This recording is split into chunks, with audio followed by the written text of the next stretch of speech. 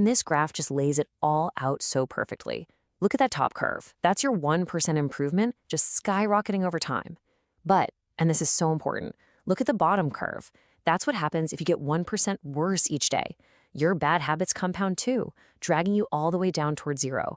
Time is either your best friend or your worst enemy. It all depends on what you do each day. Okay, so if this is so powerful, why is it so darn hard to stick with good habits? Well, James Clear has a name for this. He calls it the plateau of latent potential. And we've all been there, right? It's that super frustrating phase where you're doing the work, you're showing up, but you just can't see the results yet. See, we expect our progress to be a nice straight line. You put in the work, you get the results. Simple. But reality is so different. The biggest breakthroughs are always delayed. And that gap between what we expect and what really happens, he calls the valley of disappointment. It's where most people just give up. The key is to realize your work isn't being wasted. It's just being stored. So instead of looking for results, you just have to focus on sticking to this system. That's the real victory. So what's the difference? Well, a goal is the result you want. I want to write a book. A system is the process you follow. I will write 500 words every morning at 8 a.m.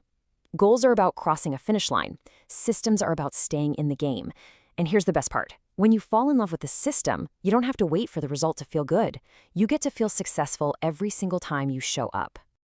Okay, this line right here. For me, this is maybe the most powerful idea in the whole book. Think about it. Winners and losers often have the exact same goals. Every single team in a league wants to win the championship. So the goal is not what makes the difference. It's the commitment to a better system of daily practice that determines who actually wins. Let's walk through it. First things first, you've got to know your why. Why do you actually want to read more? Get clear on that. Next, you have to get specific. Read more is way too vague. Pick 5 books you want to read. That's a plan. Third, and this is the big one, build the routine. Start ridiculously small. 10 pages a day, maybe 15 minutes. Pick a spot, pick a time, and kill all your notifications. And finally, add a little ritual.